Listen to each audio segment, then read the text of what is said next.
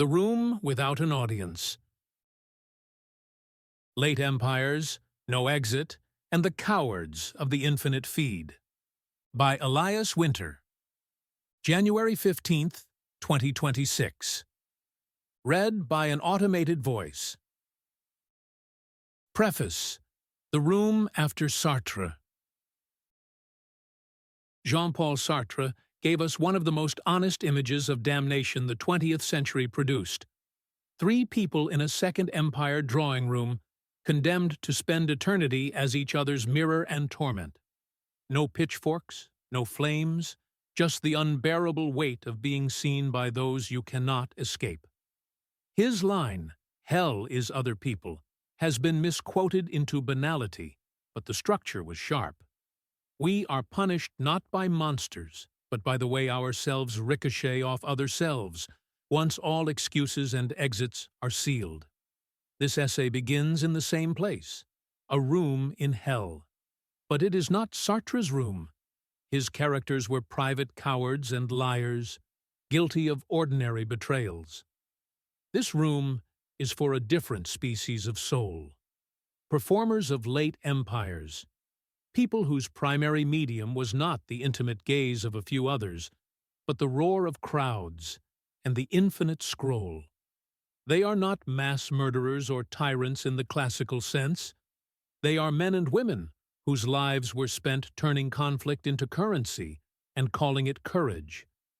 Empires do not just build armies and roads. They build attention economies, forums, pamphlets, coffee houses, beer halls, broadcast networks, feeds. Every era has its own version of the stage where moral language and spectacle fuse, where we learn what counts as bravery, truth, and betrayal by watching who gets rewarded for what they say. In early ascending phases, serious people, builders, thinkers, disciplinarians, still have some claim on that space. In late phases, when institutions are hollowed and legitimacy is cheap, the ecosystem shifts. Performance outruns responsibility. Outrage outbids argument. The system begins to select, with cold efficiency, for those who can hold attention by antagonizing others and baptize that antagonism with the language of virtue. The five figures in this room are fictional composites drawn from such moments. A Roman demagogue in the last days of the Republic, a Parisian pamphleteer under the Ancien Régime, a Weimar propagandist, a late Soviet satirist, and a 21st-century Twitter woman whose fame lives entirely in the feed. None is a direct portrait of any single historical person. All are engineered to carry traits their eras rewarded. The ability to weaponize grievance, to turn resentment into rhetoric, to transform structural pain into personal glory. Their punishment is precise. They are not whipped or burned. They are simply deprived of the one thing that has always justified their excesses to themselves: an audience. What follows is a parable in 5 chapters. It is not meant as a subtle allegory. It is a blunt instrument. The room is the same across centuries because the pattern is the same. Late-stage systems elevate a certain kind of moralized performer, then discard them when they are spent. We like to imagine that hell is reserved for obvious villains. I am more interested in what happens to those who helped degrade the public sphere by doing exactly what their time rewarded, while convincing themselves they were saving it. If Sartre's insight was that hell is being trapped in the gaze of others, this version updates it for an age in which the gaze itself has been industrialized. Hell is being trapped after the gaze is gone, left alone with the habits you built for an audience that no longer exists. Chapter 1. The Room Without an Audience. The door closed without drama. No flames, no pitchforks, no judgment throne, just the muffled sound of a latch turning in a corridor that did not exist a moment earlier. The room was rectangular, with walls the color of old teeth, and a ceiling too low to be noble and too high to be comforting. No windows, no visible lamps. The light came from nowhere in particular, as if the air had decided, reluctantly, to glow. If this room has a debt, it is to Sartre. His hell also began with a closed door and bad furniture. Consider this an update. The upholstery has been stripped out, the bronze eyes on the wall replaced by something more efficient. Sartre gave us hell as other people. This is hell as other people without an audience. There were 5 of them.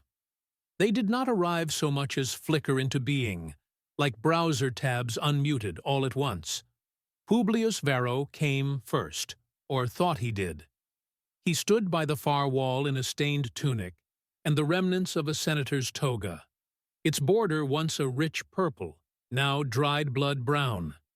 His hair was cropped in the Roman style, his face broad and made for public weeping and public rage. One sandal strap had snapped and been tied back together with a strip of cloth. He looked around, not with curiosity, but with the practiced wariness of a man expecting rivals, informers, a crowd. His right hand twitched at his side, fingers curling as though curling around an invisible podium.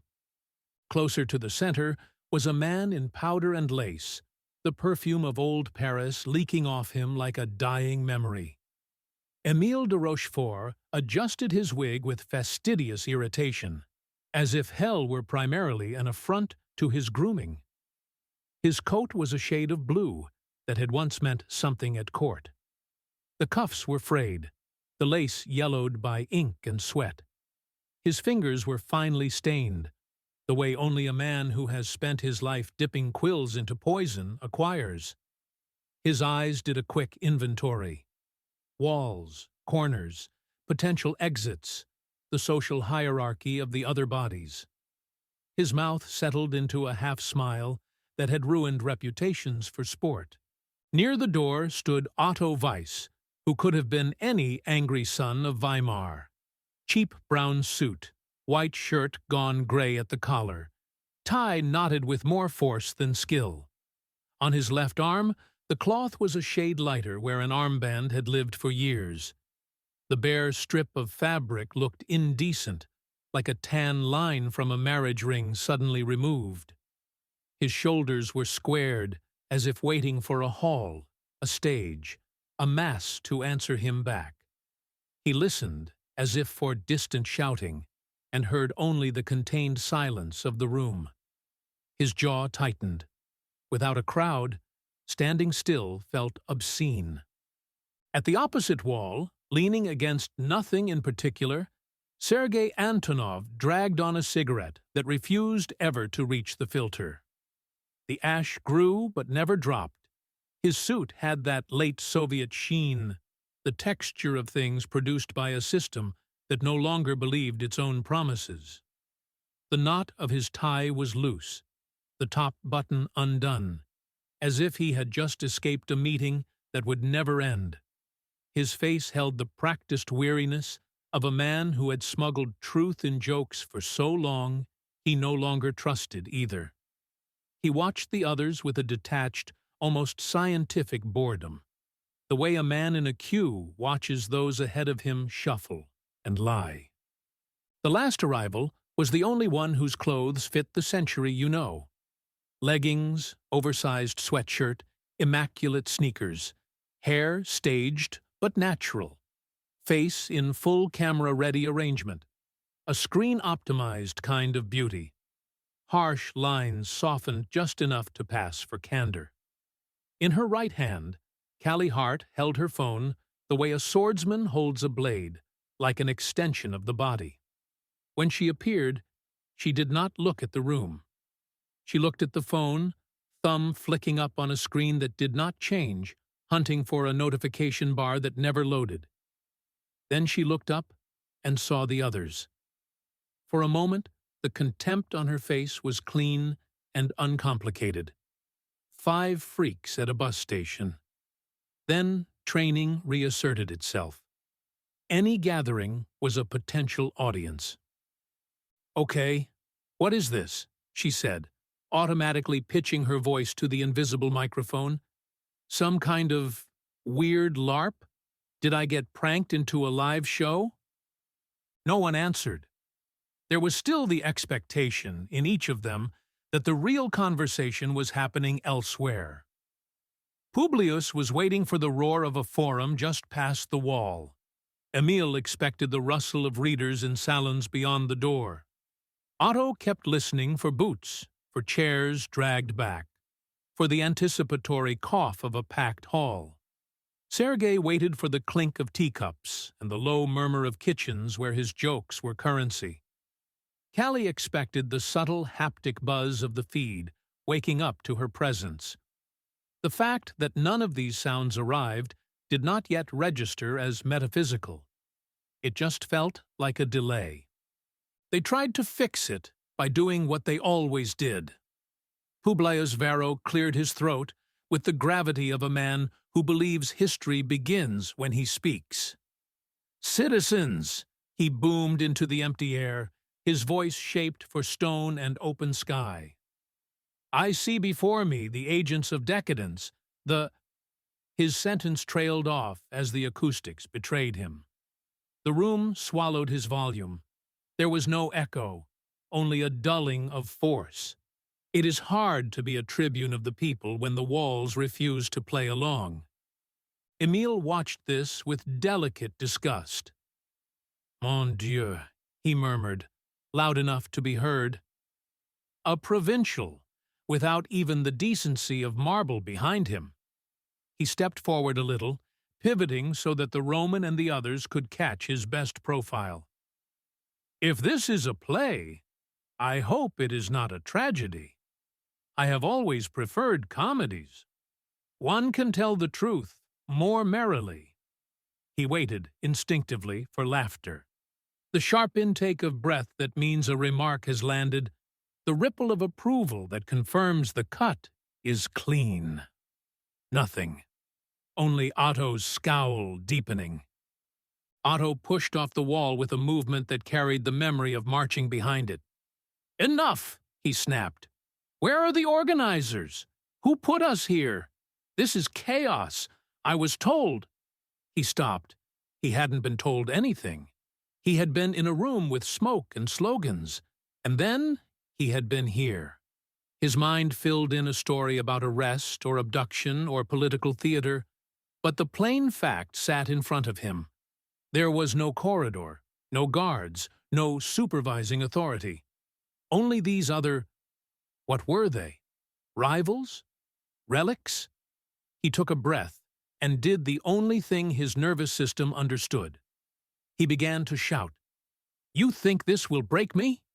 You think you can silence the voice of a nation? I have shouted you people into dust before." But "you people" was 5 strangers with bad lighting, and his voice died against the blank wall. Sergei exhaled smoke that went nowhere and did not dim the air. "It seems, comrades," he said, "that the revolution has been downsized." His accent rounded the consonants, but the sarcasm cut clean. "They have finally aligned resources with outcomes."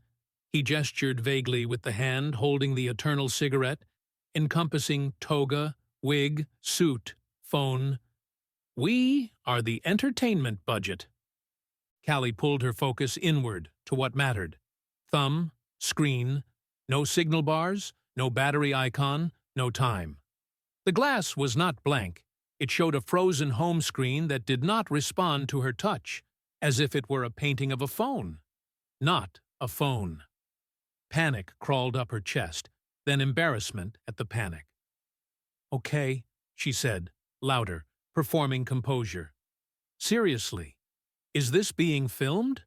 Because if it is, you should know you cannot use my likeness without an agreement. I have counsel.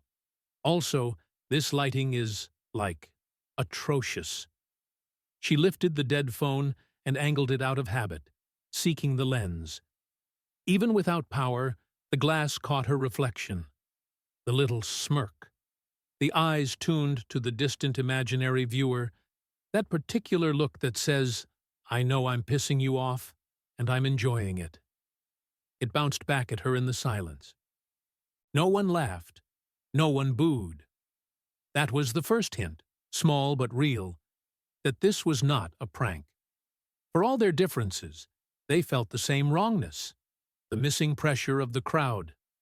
They were used to resistance, to hatred, to adoration, to fear. They were not used to indifference. A heckler is fuel. A censor is proof. A rival is narrative. But a room that simply absorbs you and gives you nothing back, that is something else. The rules of this place were never written on the walls. There were no plaques, no commandments. The room did not need to tell them what it was. It would let them discover it, the way all of them had discovered their own empires were dying. By trying the tricks that used to work and watching them fail in slow motion. They would learn, in time, that they could not leave, that they could not die, that they could not make a sound heard beyond these four walls. They would learn that their punishment was not torture, but the removal of the only thing that had ever made them feel real. The echo. Callie was the first to feel the itch of withdrawal in a way she could name. Her thumb kept moving on dead glass, tracing interfaces that were not there. She had never thought of herself as religious, but the phone had been altar, oracle, confessional, throne. It had always answered, even if the answer was cruel. Now it gave her nothing. With the feral improvisation of the chronically online, she pivoted to the next best thing. Manufacture a moment. If there is no audience, invent one. If there is no camera, assume one. She turned, scanned the faces, and selected her mark. The Roman. Too obvious, too earnest, too analog. Perfect. "So," she said, voice brightening into her broadcast register, "are you, like, cosplay Julius Caesar, or just generic fascist?" The line had the right shape. Insult plus wokeness-adjacent buzzword. Plausible deniability, if needed. "Just asking questions," she almost added by reflex. Her eyes narrowed in that familiar way, pupils locking on as if a million others stood behind his shoulder, waiting for the clip. It was a good opener. It would have done numbers. Publius Varro stared at her for a moment, parsing the strange words, the casual contempt. He understood the posture, if not the vocabulary. He had seen it before in marble halls and marketplaces, the gleeful shove of someone who believes the crowd is already on their side. He looked around the room, slowly, taking in the absence of tiers, of steps, of exits. There was no sky above them, no forum beyond the wall, no distant hum of people. There were only the five of them and the low, stubborn light. He turned back to her, to the woman addressing air as if it were multitude. When he spoke, his voice was softer than before, edged not with theatrical indignation, but with genuine confusion. "Who," he asked, "are you talking to?" Chapter 2. Conflict as Currency. For a moment, Callie didn't understand the question. "Who are you talking to?" was the kind of thing a boomer would write in the replies before being ratioed into silence. The correct response was either mockery or mute. But there was no mute button here, and the Roman's face was not a handle she could block. He looked genuinely puzzled, like a man staring at someone preaching to an empty square. His confusion broke her rhythm in a way hate never had. Hatred she knew how to metabolize. Indifference was new. "To them," she said, with an exasperated sweep of her hand, as if gesturing at a stadium. "To everyone. To the people." It felt stupid the second it left her mouth, because there was no everyone within sight. Just 5 badly dressed men and a dead room. She tried to rescue it with aggression. "What? Did your empire not have an audience? Did you just scream at marble for fun?" Publius squinted. The words were scrambled by centuries, but he understood enough. Everyone, people, audience. He had been many things: brawler, tribune, client of greater men, but all of them required bodies pressed together in sun and smoke, breath rising as one mass. The people, he said slowly, are there. He jabbed a thumb toward a wall that did not exist in his time, toward a forum long pulverized into tourist dust. They stand shoulder to shoulder. They sweat. They stink. They can tear you apart if you misjudge them. That is why they matter. They are not somewhere in the air. His hand waved vaguely upward, as if trying to swat the concept of the cloud. If they are not in front of you, they are not the people. They are a rumor. Jesus, Callie muttered. You sound like a podcast. Then, louder, aiming again for the imaginary mic. Okay, Grandpa, here's the thing. We don't need them in front of us anymore. That's kind of the whole point. You don't need to smell 'em for them to count. Eyeballs are eyeballs. Attention is attention. If you trigger the right ones, you win. That's how it works. Her voice tightened on the last sentence. The present tense held out of habit, but the verb hung there without a referent. There was no number now, no dashboard to prove she still worked. It is worth pausing here. What Callie is trying to explain to a man of stone plazas is the central discovery of late empires, that conflict is portable. In the Roman Forum, outrage requires bodies, the weight of sandals on stone, the roar bouncing off columns, the visible risk of a mob turning. With pamphlets, rage can travel in sacks of paper from city to city, but it still requires eyes, hands, someone to pick it up from a stall. With radio, anger is a voice carried in waves, but it still needs a family gathered around a box. With television, fury is framed and scheduled, but you still sit in front of it at a certain hour and absorb. What Callie grew up inside is different. The antagonism she sells does not need a date, a place, or even a face on the other side. It is a stream. The platform discovers, through blind iteration, that nothing spreads faster, nothing loops more, nothing binds more tightly than moralized conflict. Conflict becomes not the residue of politics, but the currency of presence itself. Publius thinks of the people as a mass that can kill him. Callie thinks of the people as a number that can disappear. Both are right about their own time. Otto had been listening with increasing impatience, eyes flicking between Callie and Publius, like a man watching two street performers fight over a corner that belonged to him. You talk about the people as if they are a resource, he said finally, his voice dropping into the harsh cadence of the beer hall. As if they are sheep to be counted. The people are wounded, humiliated, angry. They need a voice. He thumped his chest with a closed fist. They chose me. They answered me. When I spoke, the hall roared. You, he pointed at Callie's dead phone, you never heard them. You saw only little numbers on a toy. Callie rolled her eyes. Okay, fascist karaoke, calm down. The wounded nation chose you?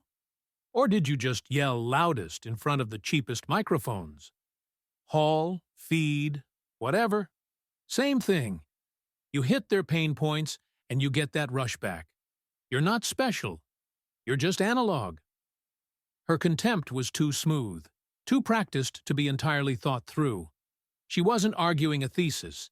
She was running a script. Delegitimize, reframe, win the clip. But there was no clip. Her words hit the air and dropped. She felt it physically, like a stand-up comic delivering a line into a sound-proofed room. Emile, who had been hovering at the edge of the exchange, seized the gap.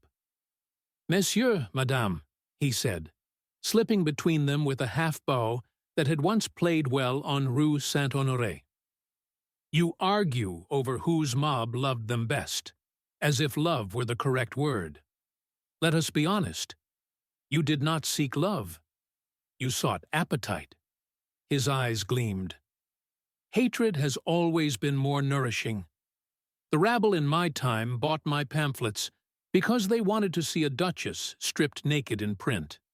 The pious wanted to see a bishop flayed. The patriots wanted to see a king's head served cold. The more I poured bile on the page, the more copies moved. I did not shout in halls or press buttons. I simply slid the knife in exactly where I knew they wanted it. He smiled, pleased with his metaphor, and waited for the appreciative murmur that used to follow. Silence met him again, as if the room were deliberately refusing to be charmed. What he says is not wrong. It is merely incomplete. The appetite is real. It has always been there. The crowd in the forum wanted enemies. The cafe readers wanted scandal. The beer hall wanted blame. The kitchen where Sergei's jokes circulated wanted someone, anyone, to puncture the official story. But what changes over time is the speed and tightness of the loop between provocation and affirmation. Publius hurls an insult at an aristocrat. The crowd roars or stones him. Feedback is immediate, embodied, and dangerous. Emile inks a slander. It travels through the postal network, and a month later he hears that a certain duchess won't show her face in public. Feedback is delayed, social, real. Otto tests a slogan on a restless hall and hears the sound hit a particular pitch, a certain sharpness when the word traitor lands, and he files that frequency away for reuse. Feedback is emotional, group physiological. Callie presses send, and within seconds numbers tick upward across continents. Comments appear, rivals quote, enemies denounce, allies congratulate, all visible in one place. Feedback is global, quantified, and addictive. The underlying psychology, negativity bias, tribe-locking moral fury, has not changed. The amplification has. Sergei took one last drag on his immortal cigarette and spoke without moving from the wall. "You are all romantics," he said. "You think the people chose you. They chose what you fed them, and you fed them what fed you back." He waved the cigarette in a vague circle, tracing an invisible loop. The anger goes out. The applause comes in, yes? In my time we called it laughing instead of crying. We thought we were very clever. The joke on us was that the system did not care if we laughed or wept, so long as we did it quietly and kept the factories working. He looked at Callie. "Your system is more elegant. It does not need factories. It produces rage and attention directly, like a perpetual motion machine that burns only time and sanity." Callie felt the urge to clap back, to quote something, to invoke screenshots, algorithms, the discourse. Her brain reached for familiar terrain. Actually, studies show. But studies were links, and links lived behind the dead glass in her hand. Without sources to throw like grenades, she was left with experience. "Rage pays," she said, finally, flatly. "You say something that hits enough people where it hurts. They can't stop thinking about you. They hate follow, they subtweet, they make videos tearing you apart. But they're still orbiting you. They can't let you go. And there's another side that loves you for making them mad. They pump you up for it. So brave, so based, so whatever. Their likes pay for the hate. That's the game." She almost added, "and I was good at it." She swallowed the last clause. "Game," Publius repeated, tasting the word with disgust. "You speak of the people's anger as a game." In his time, a miscalculated speech could end with blood on the stones. There had been games, too, the circuses, the gladiators, but he had not thought of himself as part of that machinery. He was a tribune, a voice of plebs, a necessary counterweight to patrician rot. It is one of the consolations of every demagogue to believe he is an exception to the entertainment industry he fuels. "When I stirred them, it was for Rome," he said, "for justice." Otto snorted. "For power," he said. "Don't dress it up." Emil smiled without heat. "For copy," he added. Sergei lifted a shoulder. "For survival," he said. "We all had reasons. The loop does not care about reasons. It cares that it can close." This is the heart of it. In every era, some variation of moralized conflict functions as an attention engine. The human nervous system is tuned to threat. A neutral stimulus barely registers. Praise is pleasant but fleeting. Insult, betrayal, the spectacle of enemies exposed. These lodge in memory, circulate in conversation, demand response. A forum speech denouncing a corrupt consul spreads faster than a sober accounting of grain prices. A pamphlet hinting at the Queen's lovers outruns a treatise on tax reform. A shouted accusation about November criminals drowns out a detailed explanation of reparations. A thread accusing some enemy faction of destroying the nation's children gets more clicks than any patient description of policy. There is nothing mystical about this. The biochemistry of outrage, adrenaline, cortisol, the strange little dopamine hit of being in the right against the wrong, is simply more intense than the biochemistry of understanding. The platform does not need to know this in theory. It learns it empirically by rewarding whatever keeps you from closing the tab. Callie's voice dropped into a confessional register she rarely used outside private messages. "You learn fast what works," she said. "You test something mild, nobody cares.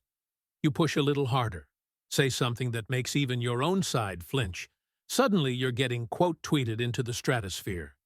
Half of them are calling you a witch, a monster, whatever. The other half are like, finally, someone said it. You don't need everyone to love you. You just need enough people to not be able to ignore you." She gave a small, humorless laugh. "If they're mad, they'll never shut up about you. That's the real loyalty." "That," Sergei said quietly, "is how a late empire prays." He let the line hang. In the silence that followed, the room itself seemed to press in, as if listening. In earlier ages, prayer was directed upward, toward some imagined ear beyond the sky. In theirs, the direction had inverted. Petitions went outward, toward the faceless mass whose reactions conferred reality. What had once been a cry to heaven became a provocation to the feed. The hope was the same. Answer me. Make me real. Show me that I am seen. The content of the creed changed. The structure did not. Callie, who did not think of herself as religious, bristled. "It's not prayer," she said. "It's strategy. It's not like I believed the crowd loved me. I just knew how to move them." But the denial felt thin even to her. Strategy still rests on faith. Faith that the system will respond, that the metrics will obey the pattern, that outrage will come when summoned. In hell, that faith goes unrewarded. She had never considered the possibility that the crowd might vanish, not as a shift in branding or a temporary suspension, but as metaphysical condition. Publius leaned back against the wall, suddenly tired. He could feel, beneath his anger at this woman's flippancy, a strange kinship. He too had learned young that certain phrases made men's eyes light up. Liberty, corruption, blood, honor. He too had watched expressions change like a weather front when he pointed at an enemy and spat a name. He too had known the rush of being the mouth through which a formless mass became a people. The difference was that his feedback had teeth. If he misjudged them, They could tear him limb from limb. The crowd's love was indistinguishable from its capacity to kill. Maybe that was why he still called what he did service with a straight face. "What is this place?" he asked at last, not to anyone in particular. "If the people are not here, if we shout and they do not answer, what are we supposed to do?" No one had an answer. Otto could not organize a march with 4 men. Emil could not print with no presses, no public, no scandal sheets to carry his ink. Sergei's jokes, dropped into this air, hung there without the twisted smile of someone who needed them to stay sane. Callie's clean, weaponized provocations sank like stones into still water. The loop was broken. The engine had no exhaust, no intake. If hell for murderers is the presence of their victims and the impossibility of undoing what they did, hell for these particular souls is simpler and more exact. It is the loss of scale. They are trapped at the size of a room. They cannot scale conflict into spectacle, cannot convert irritation into trend, cannot turn resentment into rising numbers. Their audience has been reduced to peers who know the trick and are exhausted by it. The crowd, the true object of their obsession, is gone. What remains is only the habit of antagonism, firing against bare walls. Callie looked down at the phone one more time, as if sheer will might shock it back to life. The screen stayed frozen, a portrait of a god that no longer answered. She thought of the millions of times she had watched numbers climb, wildfire threads, replies she couldn't even read all of because there were too many. She thought of all the faces she had sneered at through glass, secure in the knowledge that for every one of them there were 10 more cheering her on from behind their own screens. For the first time, she wondered what would be left if all of that were stripped away. The thought made her stomach flip. She shoved it aside. "Fine," she said, squaring her shoulders, trying to reignite the old posture.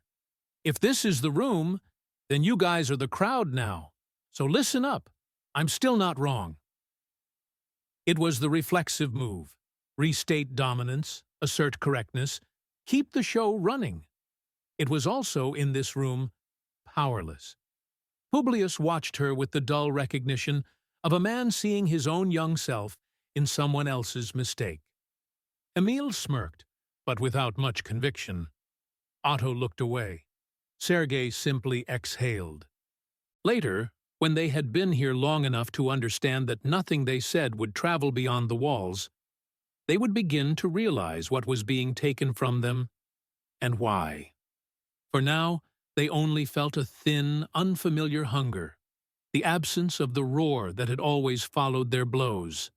They did not yet know that they were in a room built for one purpose, to show what remains of a performer when the conflict no longer pays.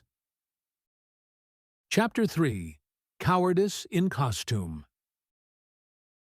They discovered, after some unknowable number of hours or days, that the light in the room never changed. There was no morning, no evening, no cues from elsewhere to mark time, only the cycles of their own arguments, which rose and fell in patterns that felt disturbingly like a schedule. At some point after Callie's declaration that she was still not wrong, the room slipped into a long, flat silence. No one had anything new to perform. Publius stopped rehearsing speeches under his breath. Emil ran out of fresh insults. Otto's slogans sounded thin even to him. Sergei's jokes dried up. Callie stared at the dead phone until her eyes ached, and she shoved it into her pocket, as if hiding a relic of a failed god. Into this silence, because he could not bear the weight of his own stillness, Otto finally spoke. "Since we are stuck," he said, pacing a line along one wall, "we might as well settle something. All this talk about games and strategy and appetite." He shot Callie a look, then Emil, then Publius. You throw words around. Brave.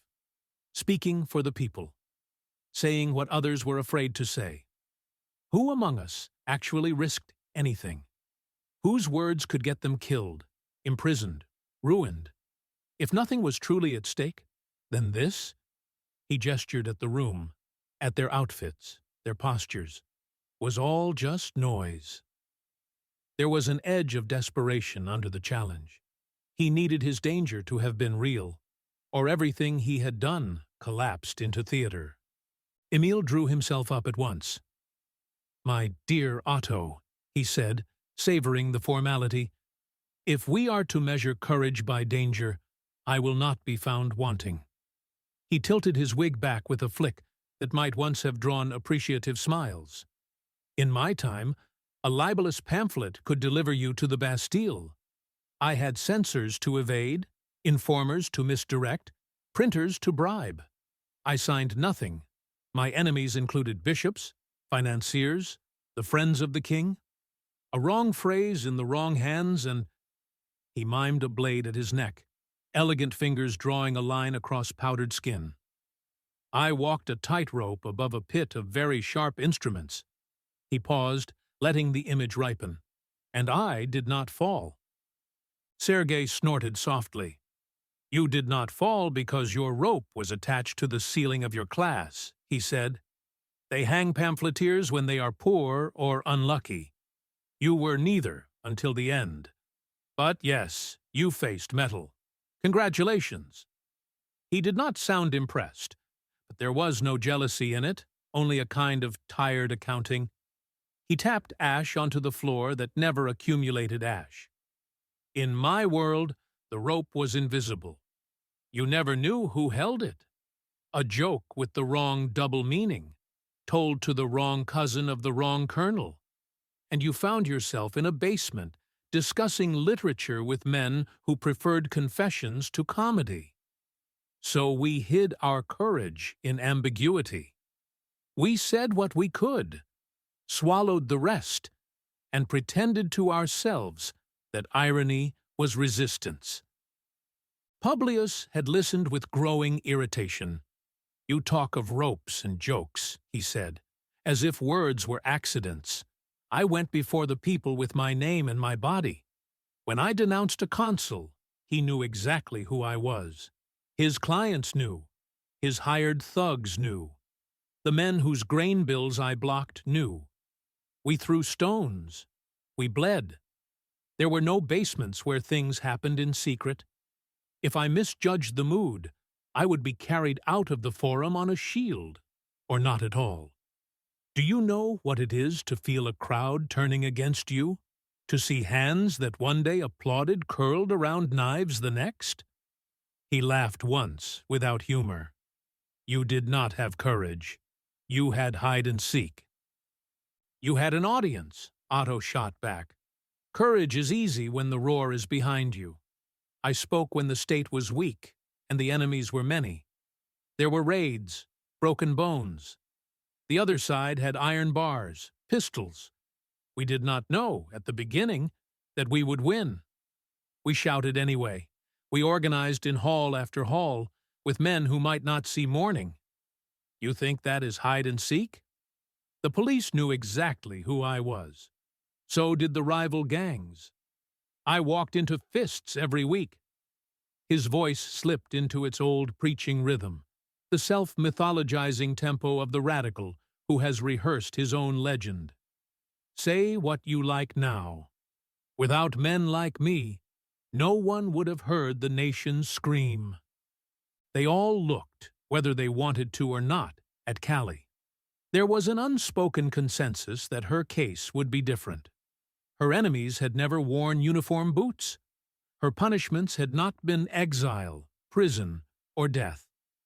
But she had called herself brave, unafraid, speaking truth at great personal cost. The phrases hung around her like cheap perfume. She could feel their regard, their contempt and curiosity braided together. She bristled before anyone spoke. "Oh, I get it," she said. "Here we go. I wasn't real brave because I didn't have cops at the door or mobs at the gate." Her laugh was sharp. "Just doxing, rape threats, stalkers, platforms cutting my income overnight. But sure, tell me more about how easy it is to have your face and name out there for millions of people who hate you." This is the point where the modern mind protests with some justice. It is true that reputational and psychological risks can be savage. A person whose livelihood depends on platforms can be ruined in a week by a coordinated campaign.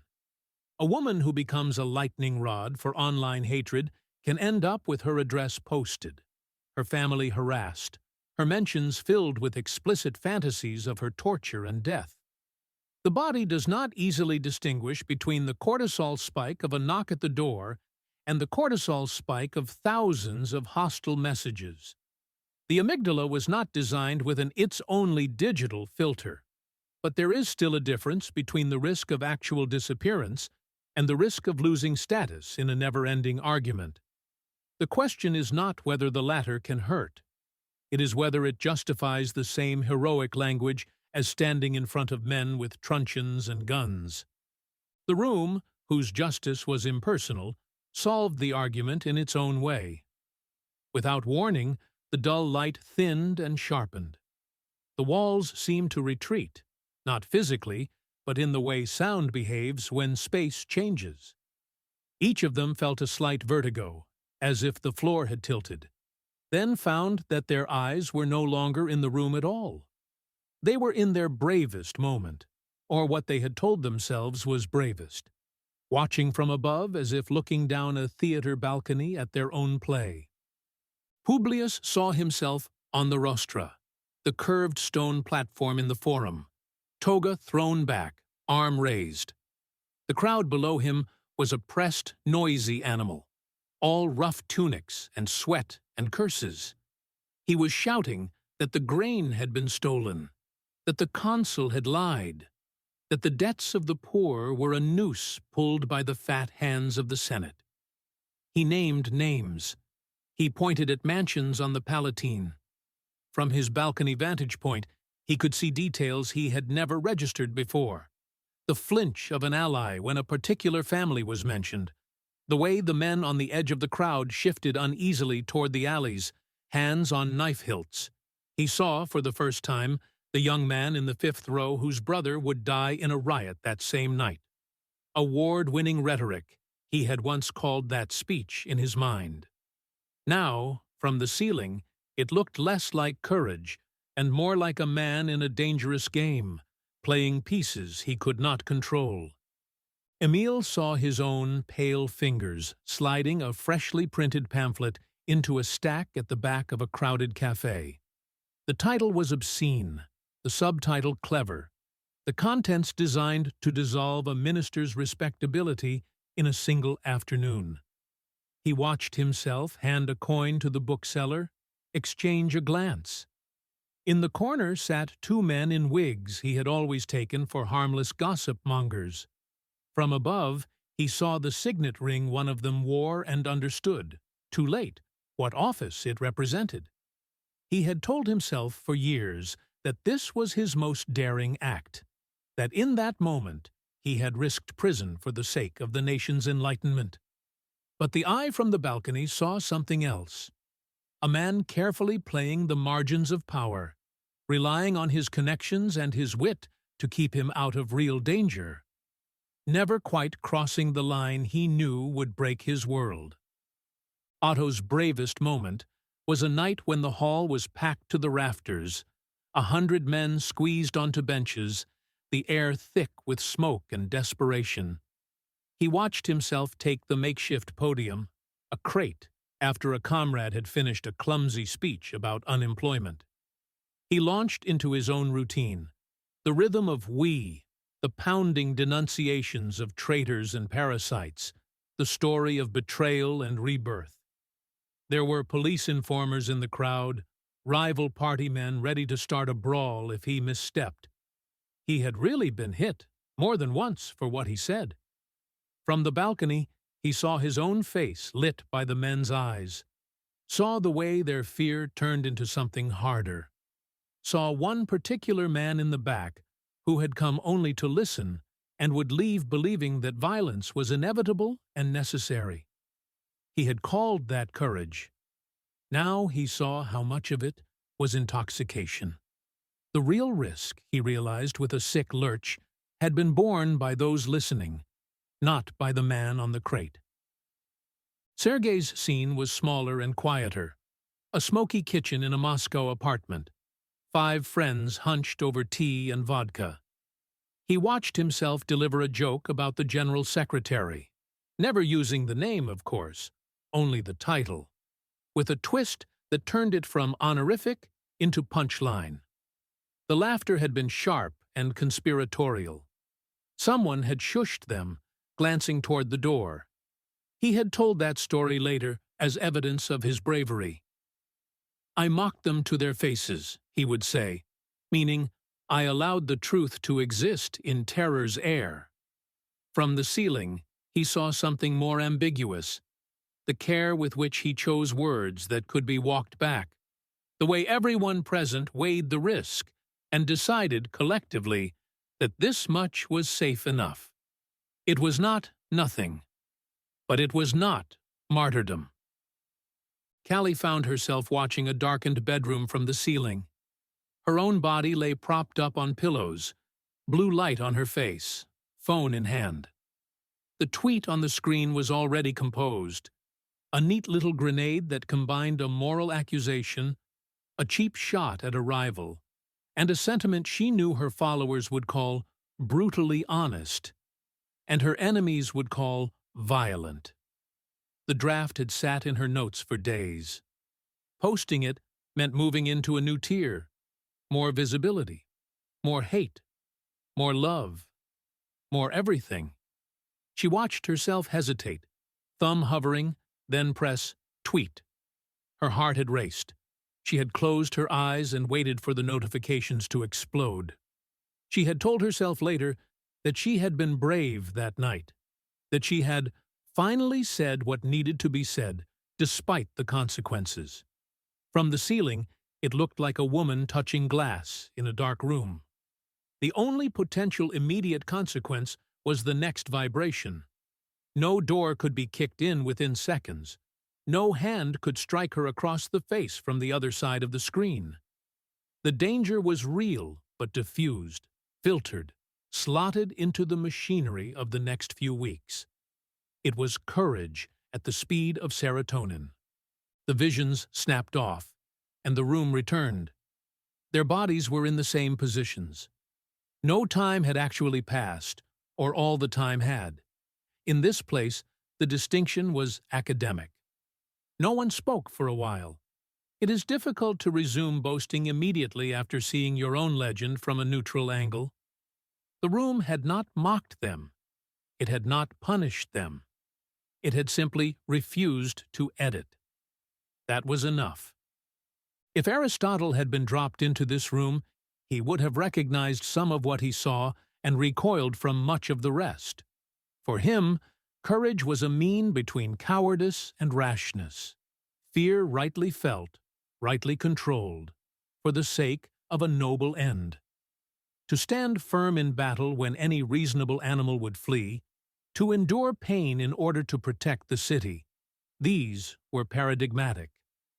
What none of these 5 shared with his hoplite or his citizen is the clarity of the risk. Their fears were real, but often displaced.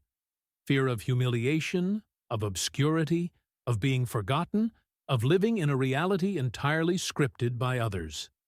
In late empires, the battlefield moves inside language. The line between physical and symbolic danger blurs. It becomes possible to experience the adrenaline of mortal risk while never leaving a chair. The body keeps the score badly. It starts calling any intense social feedback danger. Once that happens, it is easy, even for the intelligent, even for the cunning, to mistake theatrical exposure for actual bravery. "You see," Sergei said at last, filling the gap because no one else could. "We all told ourselves stories. We needed to. Without them, what we did would look like what it was, moving air around to keep a machine running. He glanced at Otto. You were hit, yes. That is not nothing. You too, he nodded at Publius, played with knives. I sat in rooms with men who could have marked my file and ended my life. And you, he looked straight at Callie, opened a channel to millions of strangers who could have destroyed your reputation and your income. He shrugged. There is danger in all of it.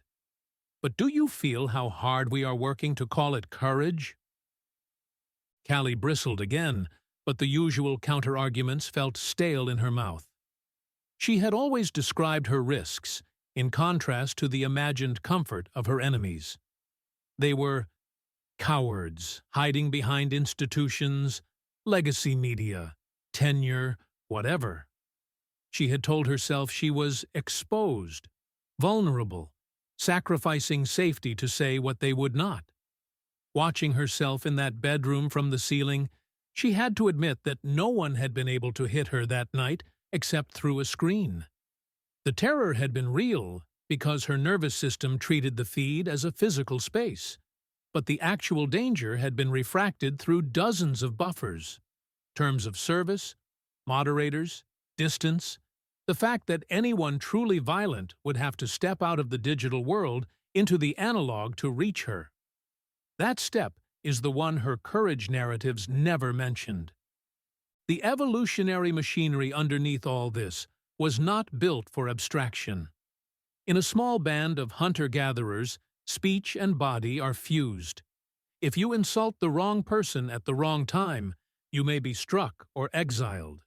Reputation, risk, and survival are tightly coupled. Courage in that context is easy to calibrate. You know when your neck is actually on the line. As societies scale, as states grow, as institutions mediate between words and blows, that coupling loosens. You can denounce a king from a safe province and never see his soldiers. You can mock a general secretary in a kitchen and hope the walls have no ears. You can call for metaphorical war online and never see a literal battlefield. The brain, still wired for the village, interprets social stakes as if they were physical. We get the endocrine surge for free. The danger is that we start awarding ourselves medals for every spike of adrenaline, regardless of whether anything was truly at stake beyond our status in a conversation. Maybe courage, Publius said slowly, is not just that someone might hurt you. Maybe it is that you act, even when you cannot be sure you will be praised. That you do not know which way the crowd will go, and you speak anyway. He was thinking of times he had gone against his own allies, of days when the forum had glared instead of roared. Callie almost said, "That's what I did," but the memory of waiting for the notifications undercut the claim. She had posted with a very clear model of the reaction in her head. She had designed the tweet to trigger exactly the pattern she wanted. Enemy outrage for reach. Ally praise for fuel. It had been a gamble only in the sense that drug use is a gamble.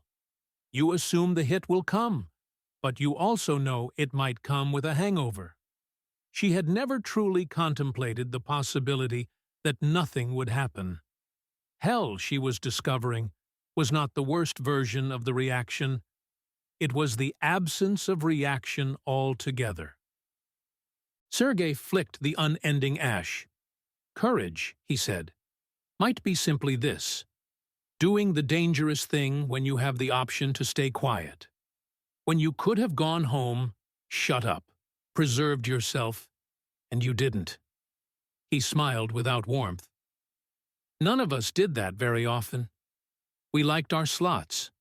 We knew how to get our little rushes.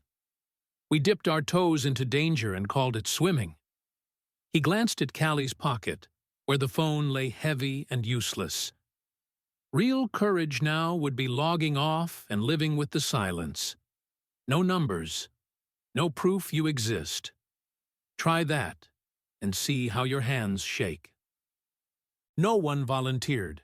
In the room without an audience, there was no feed to leave, no stage to step down from. Their only possible courage now would have been something they were entirely unpracticed in, admitting, without witnesses, that much of what they called bravery had been costume, that they had decorated their cowardice with the language of risk because the loop rewarded that story. The closest any of them came that day was not a dramatic confession, not a tearful renunciation, but a small, almost invisible hesitation. The next time Callie reached for a boast about what she had risked, the words caught in her throat. In hell, that counted as progress. Chapter 4. The Inverted Virtue. It was Emile, inevitably, who proposed the trial. Boredom and vanity conspired. He could not bear another hour of formless bickering, and he could not resist the prospect of playing advocate in a room where every soul believed itself historically important. "Since we are condemned to each other's company," he said, smoothing an imaginary wrinkle in his coat, "why don't we at least impose some structure? We argue in circles. Let us instead hold a tribunal. Each of us will answer one question. Were we on the right side of history?" He let the phrase hang, pleased with himself. We present our case, the others interrogate, we deliberate. If we are damned, we should at least know for what. Otto agreed at once. The very idea of a tribunal awakened old instincts. Hearings, show trials, commissions, all scenes in which he could posture as the persecuted truth-teller. "Good," he said. "Finally, something serious." Publius, who distrusted any process not conducted in open air with stones nearby, hesitated, but the prospect of stating his honor formally appealed to whatever part of him still believed in senatorial rituals. Sergei shrugged, which in his case meant consent. Callie didn't like the framing. Right side of history was a phrase she had used often enough to know how slippery it was. But she sensed that refusing to participate would only confirm their contempt. "Fine," she said. "Let's go." They needed a judge, which posed a problem, because none of them believed anyone else qualified to judge them. In the end, they chose a compromise. There would be no judge, only questions, and the room itself would respond. They had all noticed by now that the light had moods.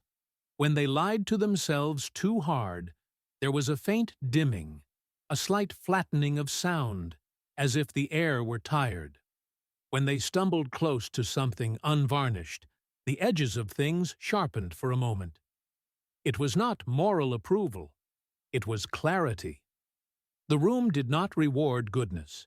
It rewarded lucidity, and it punished, in its small, persistent way, self-deception.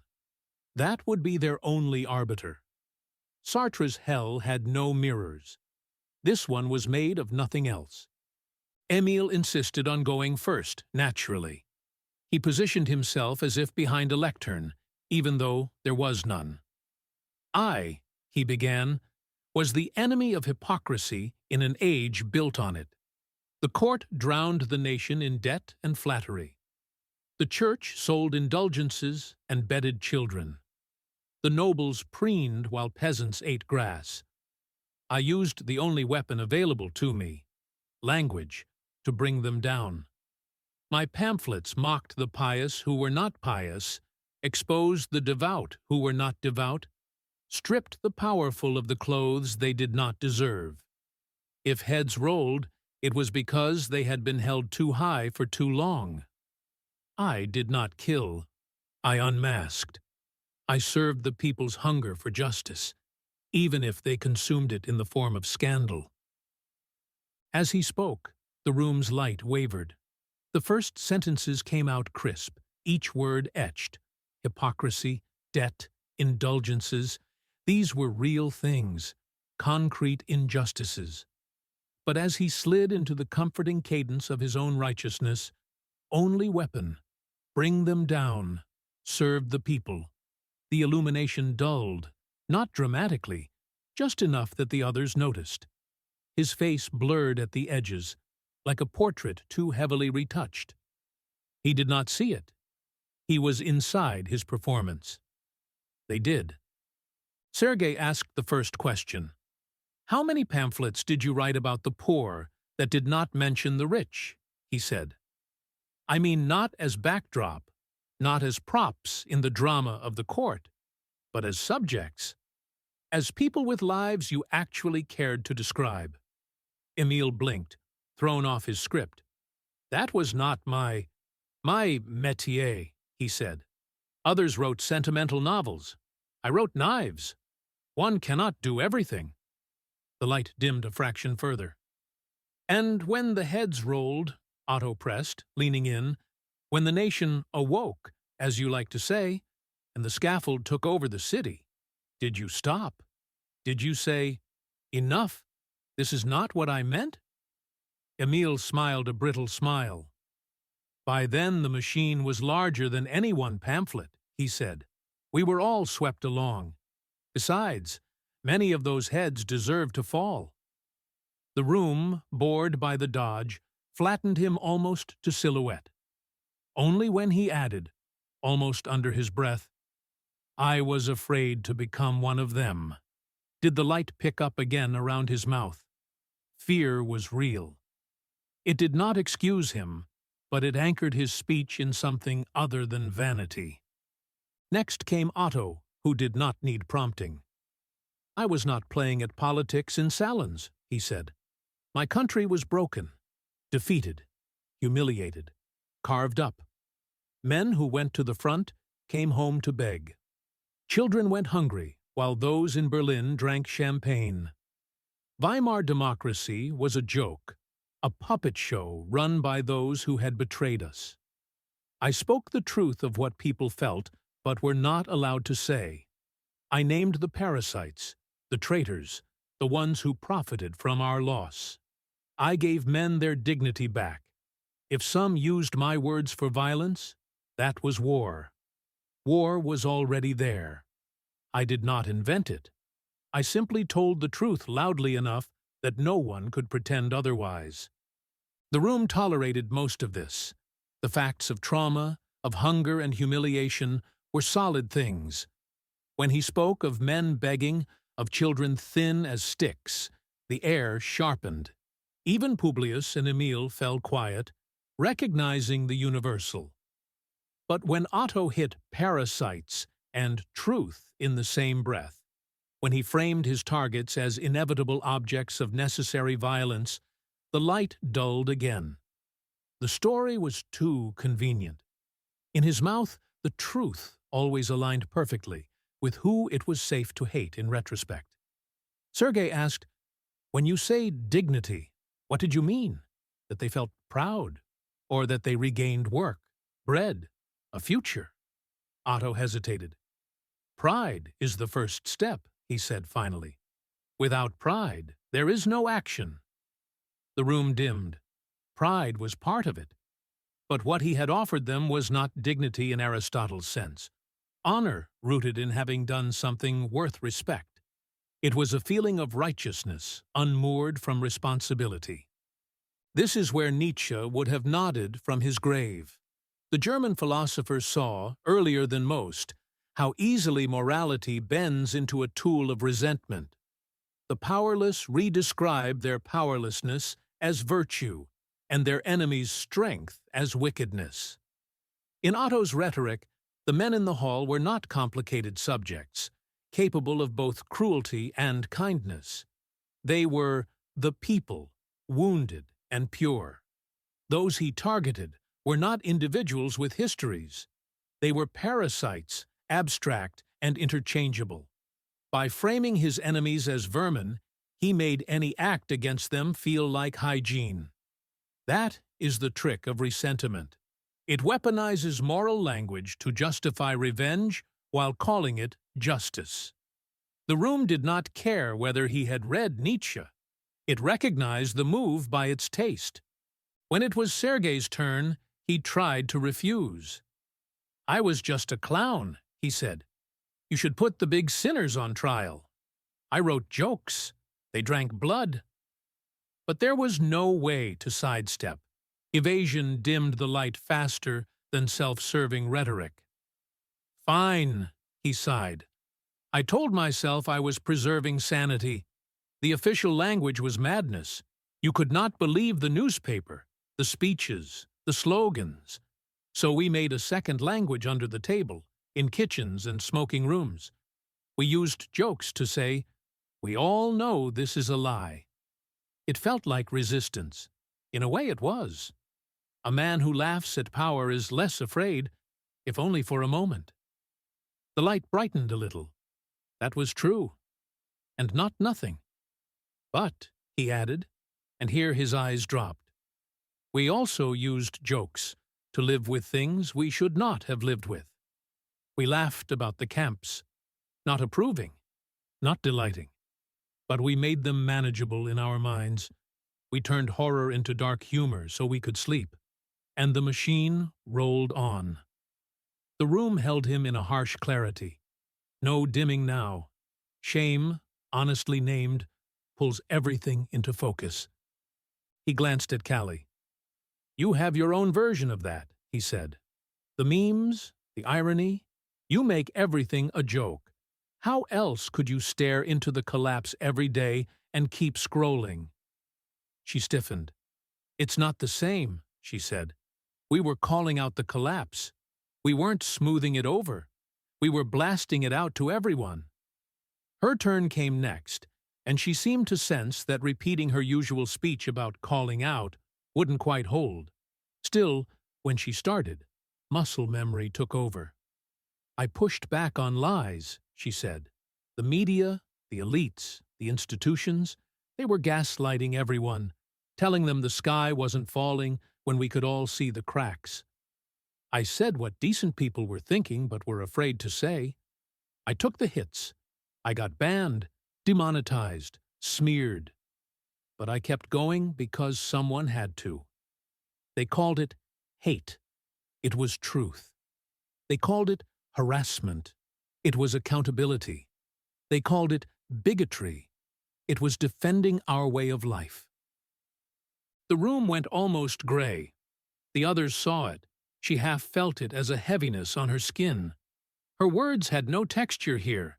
They were pure algorithmic output, honed by 1,000 interviews, monologues, threads. There was no risk, no specificity, no blood in them. Publius, blunt as ever, cut in. Name one, he said. One man or woman you defended, whose life became better because you spoke. Not a people, not a way of life. A face. A name. Callie opened her mouth and closed it again. She could think of dozens of campaigns, hashtags, moments where she had defended this or that archetype. The cancelled teacher, the silenced doctor, the poor forgotten worker.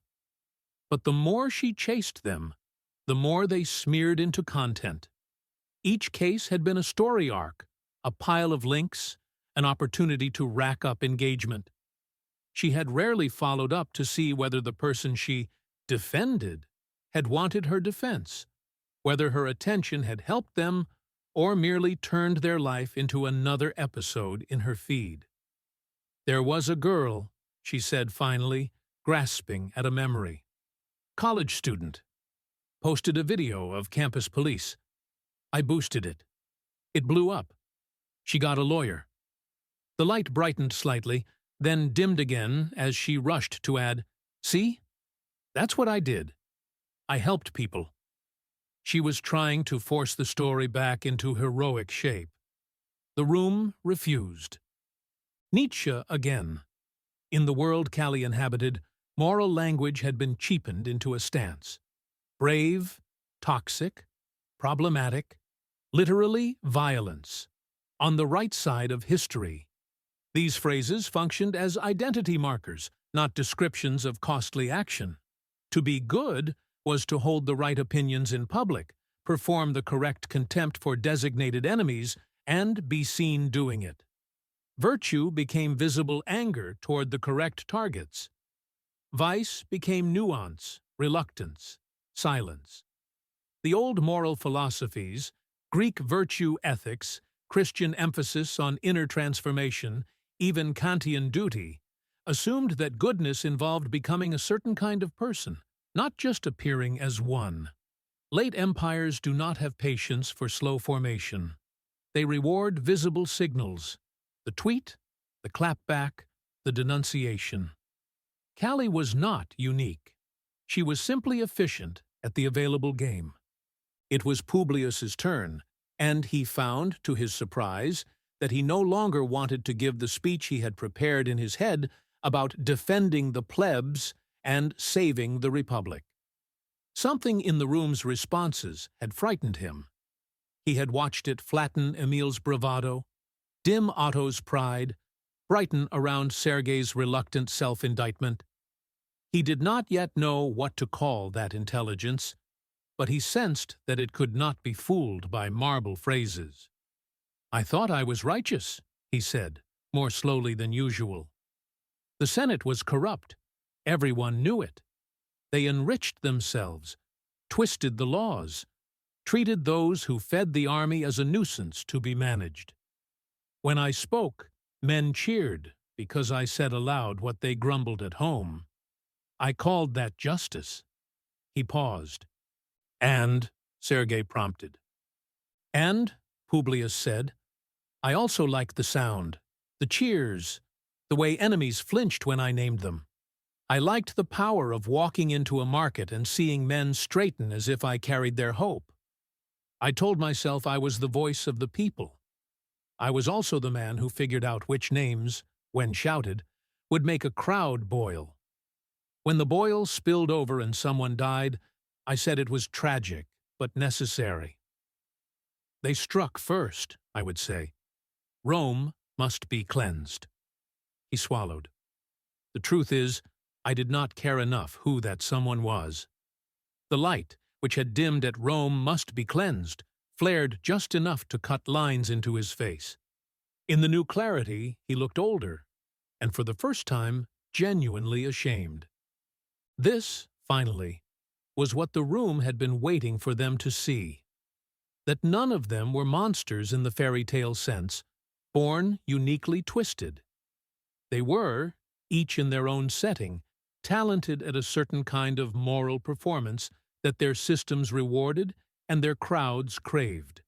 They had all told themselves, and been told by others, that they were courageous, principled, necessary. Some had risked flesh and bone. Some had risked safety and sanity.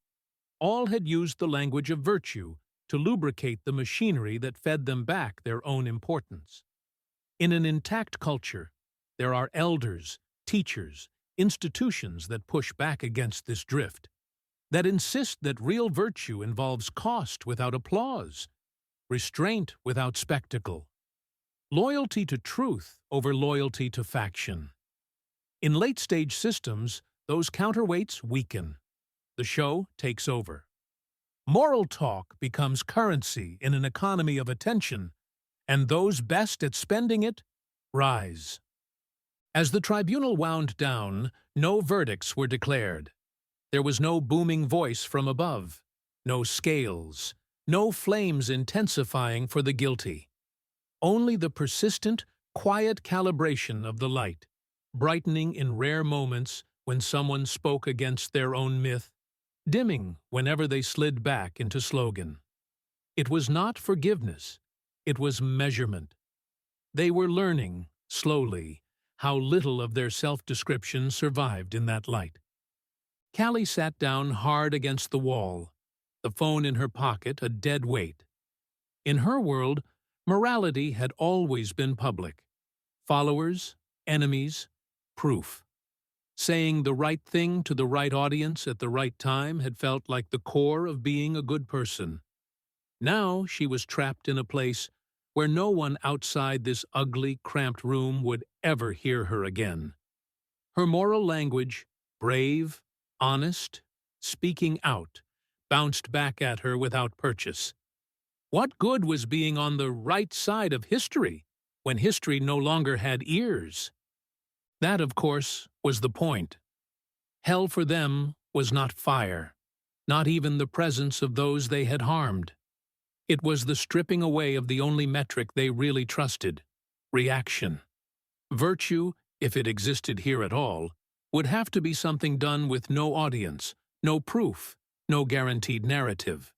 Courage, if it ever appeared, would not be the courage of a tweet sent or a slogan shouted, but the quieter, more alien courage of renouncing the self they had spent a lifetime performing.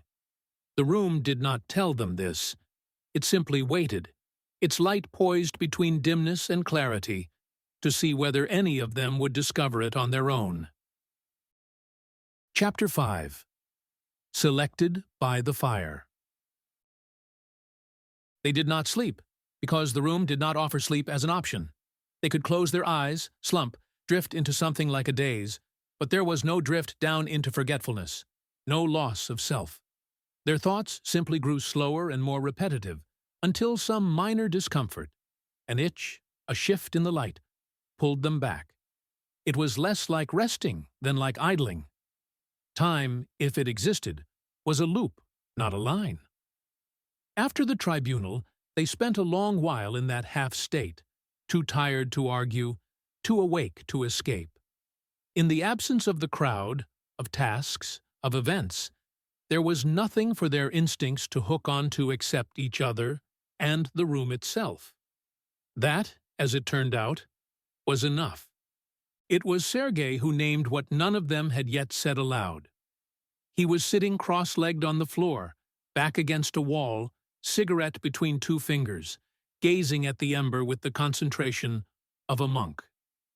"Has it occurred to you," he said, not looking up, "that we are here because we worked?" The others turned toward him. The sentence was ambiguous enough to mean anything. Because they had labored, because they had succeeded, because they were functional components.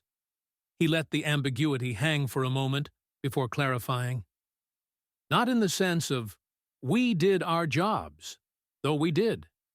In the sense that, if our systems were machines, we were parts that fitted perfectly.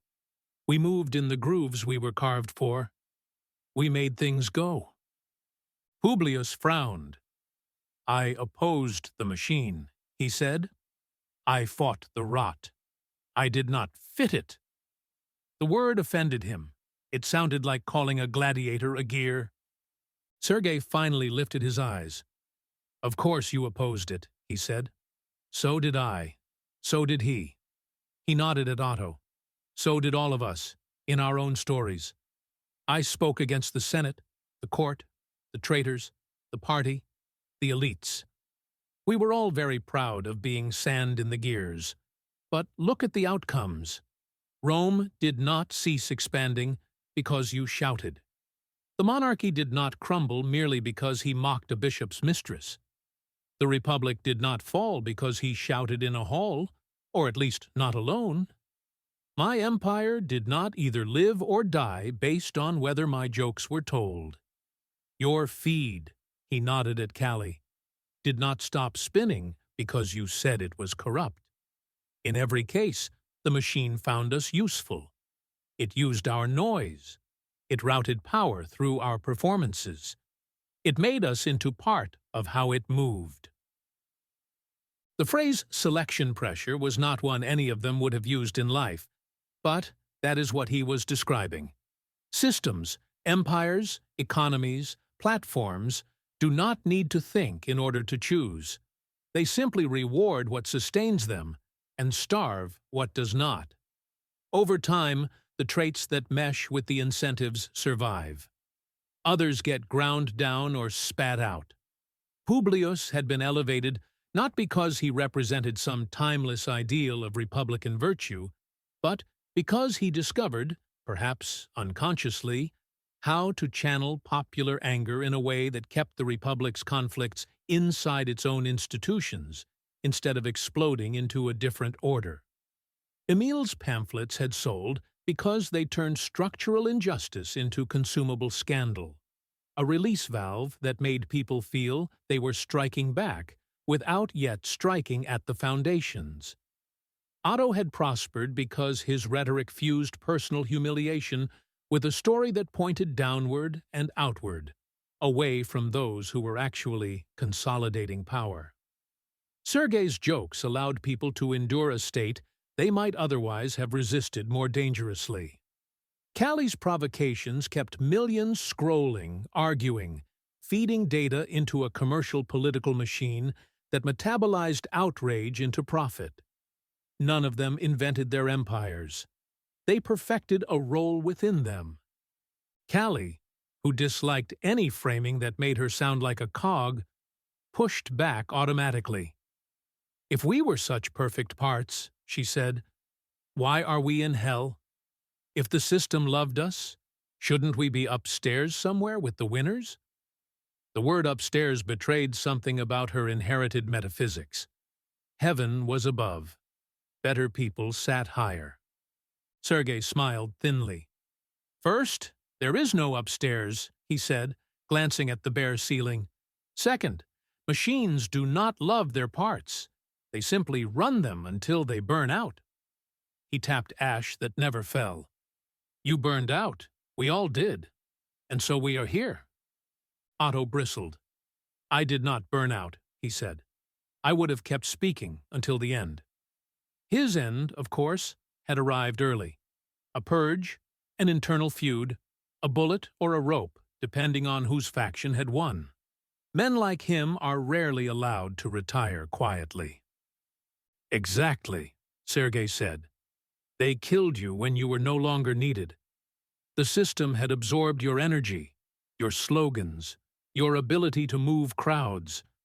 Once it no longer required your specific voice, it got rid of you. You call that martyrdom, but it is just maintenance. New parts, same machine." He turned to Publius. "You were stabbed in a street, because your patron had already used you as far as you were useful. Your death was theater for another man's rise. That is what selection looks like from the inside." If this sounded cruel, it was only because it refused the flattering narratives they had all wrapped around their biographies. We prefer to believe that we are agents first and products second. Late empires reverse the ratio. Their complexity, their sheer scale, means that no individual, however charismatic, can govern the direction of the whole. What the system can do, and does, is amplify certain behaviors, certain psychological profiles, into positions where they can be seen, heard, emulated. It does not need to plan this. Reward and punishment do the sorting. Those who are too reflective, too slow to speak, too unwilling to simplify, find themselves ignored, sidelined, or crushed. Those who are quick to name enemies, willing to lie a little if the story feels right, comfortable with attention, and unbothered by the mismatch between their moral language and their actual risk, these float upward. The system then uses their faces as its mask. Callie stared at the floor. There had always been part of her that believed, sincerely, that she was different from other influencers, more honest, more principled, less willing to bend. She had built a brand around saying what others were afraid to say, and prided herself on rejecting certain sponsorships, refusing to mouth certain lines. But the broad pattern was still there. The algorithms had rewarded her particular brand of disdainful courage. Networks had booked her because she could hold viewers through a segment. Donors had backed her because she could move votes, or at least shift the Overton window. She had thought she was riding the beast. Listening to Sergei, she felt an unwelcome possibility. The beast had been riding her. "What about the ones who didn't play?" she asked suddenly. "The ones who stayed quiet? The ones who did the boring, good things, kept families together, built, I don't know, schools or something? Where are they?" There was a waver in her voice she hated. "Not here," Publius said, more gently than she expected. "This is not their room." He was right. This room was not for the anonymous decent, the unremarkable faithful, the ones whose names never trended in any era. Hell for them, if it existed at all, would not be this. This was a chamber designed specifically for performers whose main crime was not that they had sinned more flamboyantly than others, but that they had allowed their societies to use their hunger for attention and righteousness as fuel. They were not the architects of their empire's declines. They were the recognizable faces on the posters taped over the cracks. Outside the room, if the word outside meant anything here, the world continued. Rome's stones were walked by tourists. Emile's Parisian streets hosted fashion boutiques where starving printers once sweated. The Weimar halls had become apartment blocks, corporate offices, memorials. The Soviet kitchens had refurbished themselves as open-plan living rooms with large televisions. Callie's studio backdrops were still being used by other faces, newer and fresher, spitting lines into newer lenses with slightly different slang. The machines had not stopped, because these 5 had been removed. Some other Publius was already learning which words made his era's equivalent of the forum roar. Some other Emile was writing knives on a screen instead of parchment. Some other Otto had found a digital beer hall. Some other Sergei was memeing his way through the cognitive dissonance of a lying system. Some other Callie was flicking her thumb on a phone that still had service. The room did not show them this directly. There were no vision screens, no newsreels, no windows.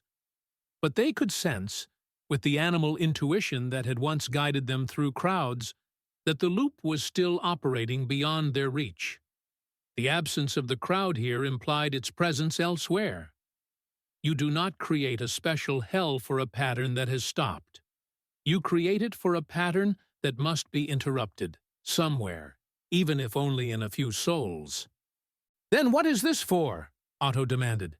"If we are all just parts, if someone else would have done what we did, why us? Why this?" He thumped his fist against the wall. It did not echo. "Selection," Sergei said. "The fire selects. First out there, now in here." He did not mean literal flame. The only fire in the room was the ember at the tip of his cigarette, steady and contained. But hell, in their case, was not a place of physical torment. It was concentration, a distillation. Out there, the fire had been the heat of attention, the way the system had burned away subtlety and rewarded only what could survive the glare: provocation, certainty, spectacle. In here, the fire was different. It burned away justification. Every time they tried to tell their stories the way they used to, the light dimmed, the air thickened, their words lost solidity. Every time they spoke against themselves, the room sharpened. It was not mercy, exactly. It was simply the application of a different selection pressure. They had been chosen outside for their ability to inflame others. Here they were being selected for something else: the capacity, however small, to see themselves without applause. Publius stood and paced, hands clasped behind his back like a general in a tent. "In my world," he said slowly, "we believed hell was the place where traitors were punished with fire. We pictured men who had broken oaths, who had sold the city for silver, being roasted for eternity.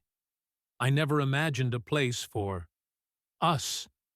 He gestured vaguely, including all of them. "I never thought of what happens to those who shout the city toward its own ruin while believing they are saving it." He looked up at the unseen source of the light. "Is that who we are? Traitors?" The room did not answer. The light neither dimmed nor brightened. Moral categories from one age rarely map cleanly onto another. They had not taken coin to betray their people in the narrow sense. They had, more often, told their people exactly what the people wanted to hear, in ways that deepened fractures, simplified enemies, and made real solidarity harder. Some of them had been more cynical than others. Some had started in good faith, and only later realized what they had been used for. The room was not here to assign them classical labels. It was here to strip away the flattering stories until they could see the pattern plainly. That in times of institutional decay, the loudest moralists are often those the decay itself selects. Callie pushed herself to her feet. Sitting felt too much like capitulation. "You make it sound like we had no choice," she said. "Like the system picked us, trained us, and what? We just followed? That's too easy. That means nothing is anybody's fault, and I don't buy that. I chose. I decided to post, to go on shows, to double down instead of backing off. No one forced me." Sergei nodded. "You chose," he said. "We all did. The machine did not move our hands. It offered us paths. It made some easier, some harder. We walked the easy ones that still let us feel noble. That is the part that is ours. That is why we are here, and not the ones who said no, or who got spat out early because they refused to fit." This is the distinction late empires blur, and that hell, in this story, insists on recovering. The difference between structural explanation and moral exoneration. To see that one is a product of forces larger than oneself is not to be absolved of responsibility. It is to understand the terrain on which responsibility must be claimed. Publius did not cause Rome's decline. He amplified certain tensions within it. Emile did not invent French decadence. He monetized its gossip. Otto did not create German humiliation. He harnessed it toward a disastrous direction. Sergei did not build the Soviet state. He helped people live with it longer than perhaps they should have. Callie did not design the platforms. She learned how to use their worst tendencies to her advantage. None of this makes them demons. It does make them complicit. Hell, for them, is being locked long enough in a room without distraction that complicity can no longer be pushed to the margins of their attention. There is a question that hovers over any such depiction. Is there a way out? Does hell, even metaphorical hell, allow for exit?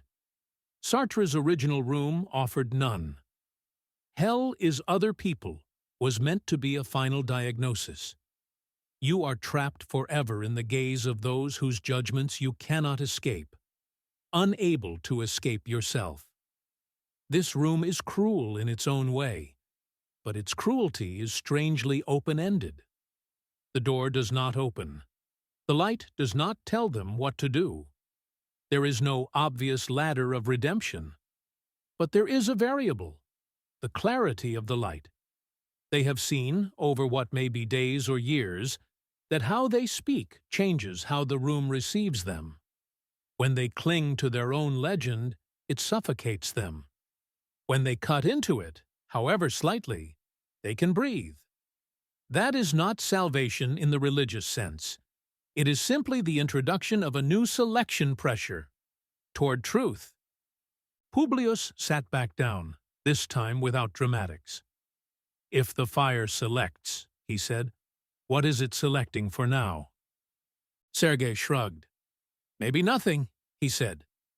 "Maybe this is just the way they store us. Broken tools in a warehouse." Emile, who had been quiet longer than was natural for him, spoke up. "Or perhaps," he said, "they are seeing whether we can be made into something else." He did not dare say what. The idea of being reused, reforged, was both appealing and terrifying. He had no imagination for virtue that did not involve words sharpened to a point. Callie put a hand in her pocket and wrapped her fingers around the dead phone. Its shape was familiar, comforting, the way a rosary is comforting to fingers trained to it. For the first time, she did not pull it out when she felt anxious. She did not hold it up to see whether the imaginary audience had returned. She simply held it, feeling its useless weight. What would that even look like? She asked. Being something else. All I know how to do is talk into a void and hope it answers. Maybe, Sergei said. It looks like talking when you know it won't. The sentence fell into the room and settled there.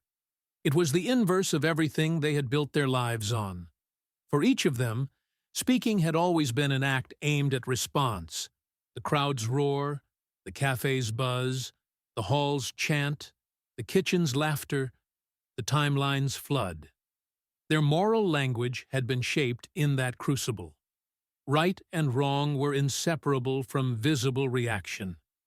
To say something that no one would reward or punish, that would not travel, that would not become content, that hardly counted as speech at all. In this room, it was the only speech left. The light brightened just a little, not into some heavenly blaze, not into revelation, just enough that the scuffs on the walls became more visible, the lines on their faces more finely etched, the cigarette ember a sharper point. It was, for once, not responding to a rationalization or a confession of failure. It was responding to the articulation of a possibility, that courage and virtue might exist without an audience. Hell's fire, in that moment, selected for that thought. No one delivered a grand vow. There was no chorus, no sudden solidarity. They remained what they were, tired, vain, frightened, proud, clever. But something small had shifted. The next time Otto felt the urge to shout, "The people," and "the truth," in the same breath, he heard, faintly, the echo of his own trial, and softened the line. The next time Emil reached for a perfectly cutting remark that turned another shame into entertainment, he hesitated and said something merely accurate instead. The next time Publius felt the familiar surge of righteousness at the thought of naming an enemy, he remembered the young man in the 5th row whose brother never came home and let the name die on his tongue. The next time Sergei framed a joke that would have turned atrocity into a coping mechanism, he kept it to himself and sat in the discomfort. The next time Callie opened her mouth to say, "I was just brave enough to say what everyone was thinking," she stopped, swallowed, and said nothing at all. Outside, the machines continued to spin. New faces rose, feeds refreshed, halls filled and emptied. The world went on in its mixture of magnificence and stupidity, its rebellions and its compromises. Inside the room, without an audience, 5 people who had once been very good at moving others slowly learned to sit with the fact that they had been moved, all along, by forces they barely understood. They were not forgiven. They were not condemned again. They were simply seen, by no one, by nothing, by a light that had no eyes. If there is a lesson here, it is not the comforting one that the world will be saved when such people repent, nor the despairing one that everything is determined by systems and no one is responsible. It is simpler and harder. In times when attention has become the highest good, the greatest danger comes from those most willing to do whatever attention demands while calling it virtue. Late empires select for them. Hell, if it exists, may simply be the place where they are finally deprived of the one thing that made their lies feel true. The roar. Callie, at some point, that could have been the end of a day or a century, took the phone out of her pocket and looked at it one last time. The screen was still frozen, icons dead. There would never be another notification, another count, another proof. She turned it over in her hand, studying its blank back, and then set it gently on the floor beside her, face down. It did not break. It did not vanish. It simply lay there, a piece of inert matter, a tool that could no longer summon gods. She rested her head against the wall and closed her eyes, not to escape, but to listen to the silence she had spent a career drowning. The light above her did not change dramatically. It held steady, as if waiting. The show was over. What came next, if anything did, would not be content.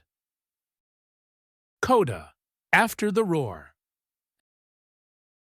When you close the door on the room without an audience, the temptation is to sigh in relief and say, "Those are the villains. We have named them. We can move on." But the point of a parable is not to confine guilt to its characters. It is to make a pattern visible.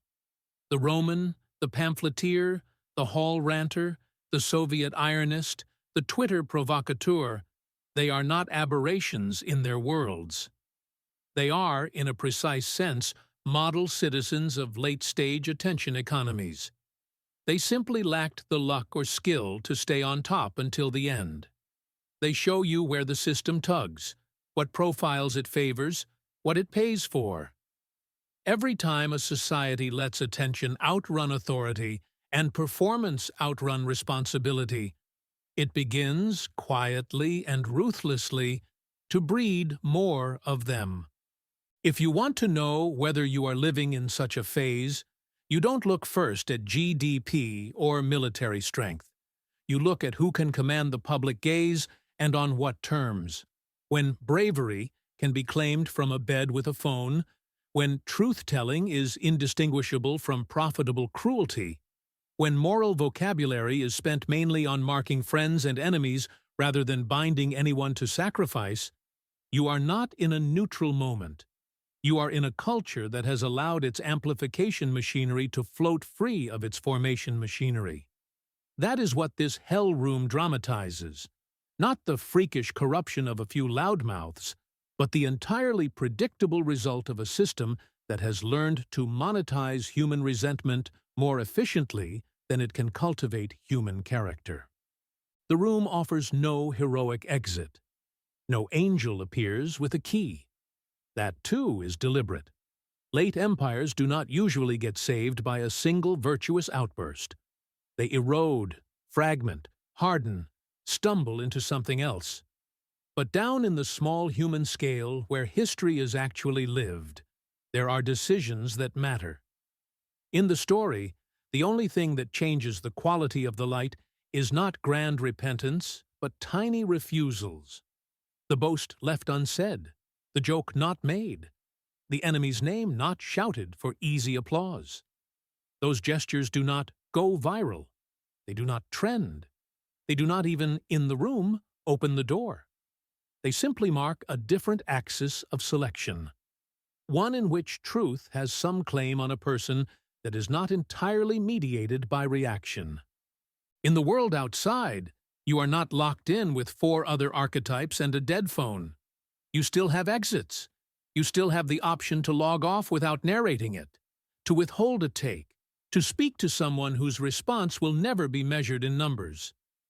You still have the possibility of courage that is not instantly cashed out as content. The empires you inhabit may be hollowing. The feeds you swim in may be optimized to inflame exactly what is weakest in the human animal. None of that is under your direct control. What is under your control, in humiliatingly small but real ways, is whether you let those incentives become the skeleton of your own soul. Hell, for the characters in this essay, is finding that out too late, when the roar is gone, and there is nothing left to perform for. You are not there yet. The door is still open. Elias Winter, author of Language Matters, a space for reflection on language, power, and decline. Thanks for reading Language Matters. Subscribe for free to receive new posts and support my work.